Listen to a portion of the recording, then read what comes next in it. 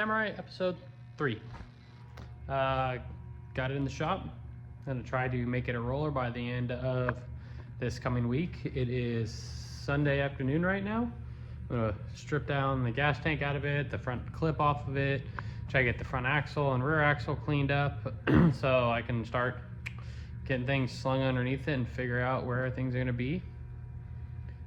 Shooting for like a 104-ish wheelbase, so we'll see if I can land that without it looking too weird. So that's gonna be the hard part, but I think I got an idea. I think I can make it work.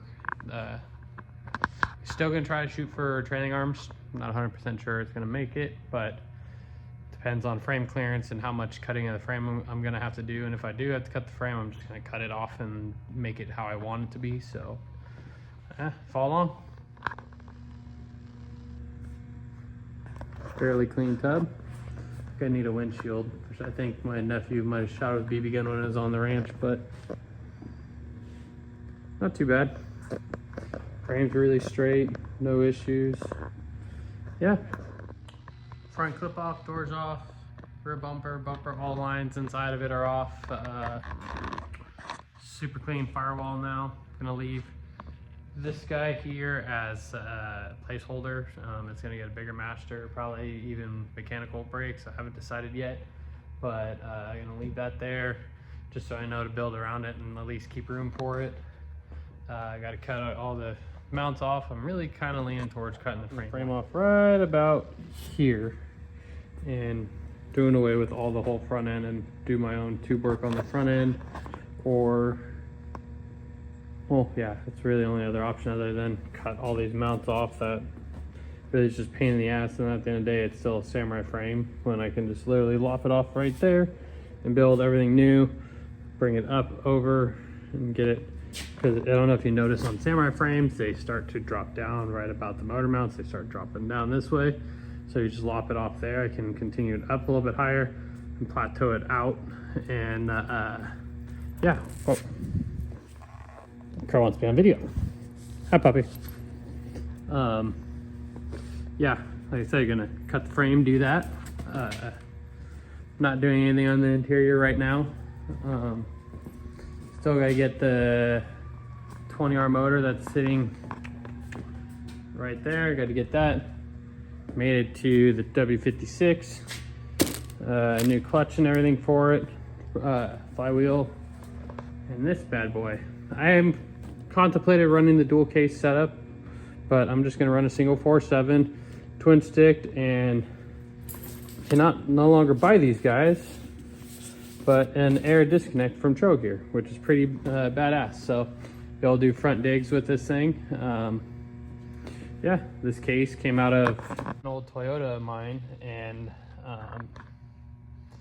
the owner of the Toyota sold the Toyota, pulled these out of it, put a different set of cases in. These have been sitting for a hot minute now, so I'm gonna build it with the single 4.7.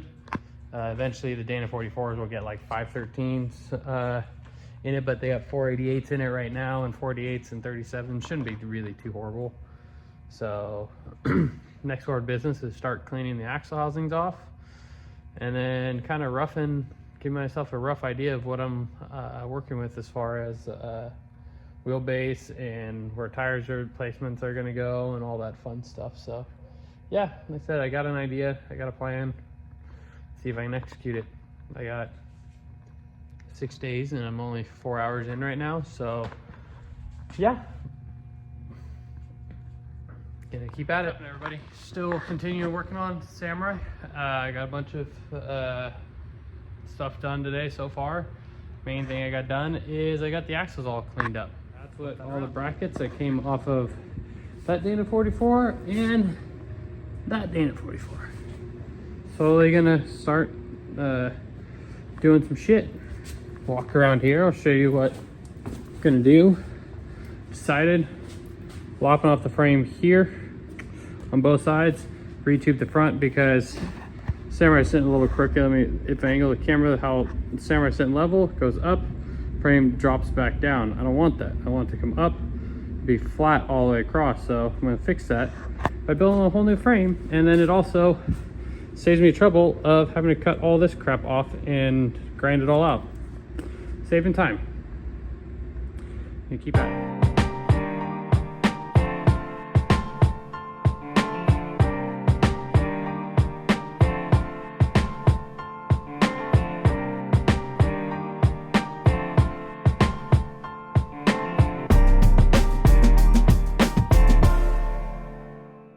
What's happening, everybody? Back here at night. Got the frame cut off and the new frame welded in place. Had some leftover 1.5 by 3 box tubing from like 6-7 years ago, from when I built my old 4500 car, and had that sitting. Don't know why I carried it from my old shop at my old house to, which was a shack, to this shop, but kind of cool. Reused it.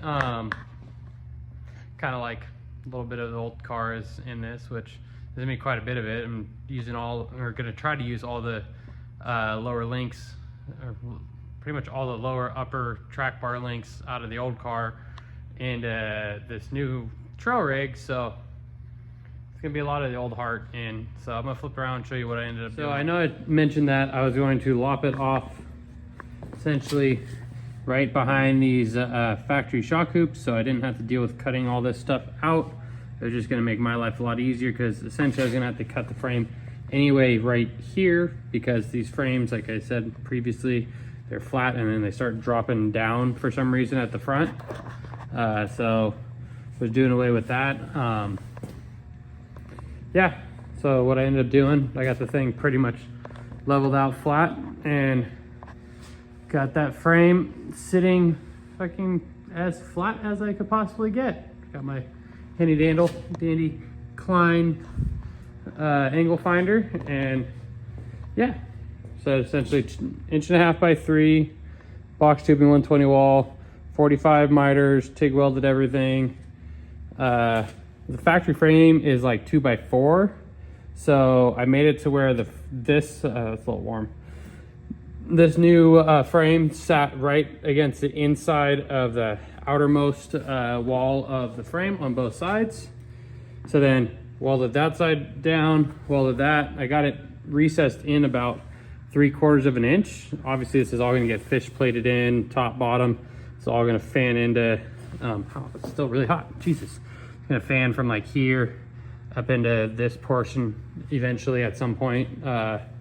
I said that's why that's left open. I'm not going to deal with that right now. I said, oh, that'll all get boxed in. But yeah, so welded this side and welded the other side.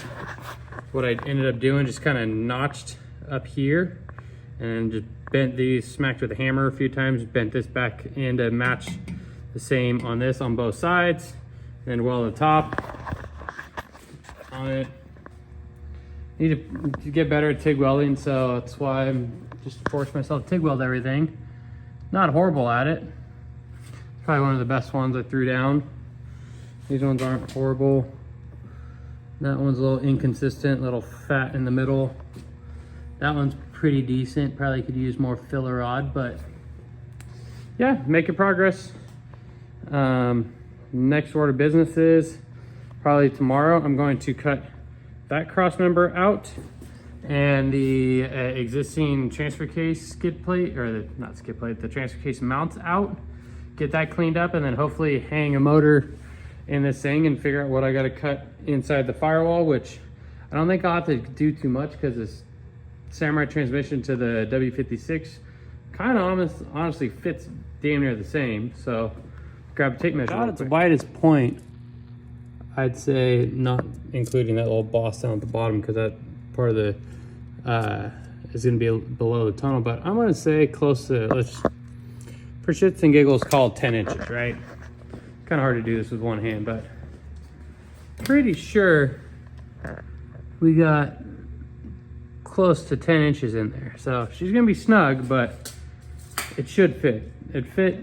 Essentially, I had this similar drivetrain in my old blue Samurai trail rig that I used to have that I ended up selling. The one that was stretched, had a stretched body on it. Like, it had a 22RE, a single, or the W56. Then that had dual cases in it, and the only difference with this one is obviously I'm doing a 20R, and then W56 and a single 4.7 case. So trying to shorten up the drivetrain a little bit, because that one, like I said, had the stretched body on the back, and I think that wheelbase was closer to like 112, 114-ish, something like that. So this is gonna be about 6 to 8 inches shorter, and probably I'm shooting for, like they said, the 104 to 106 inch wheelbase area. Pretty sure the front side of this, I'm gonna end up, this is essentially where I think the axle housing, if I did all my measurements right, the center of the axle housing is roughly gonna be just right behind this frame horn. So then in front of that will be a tube bumper.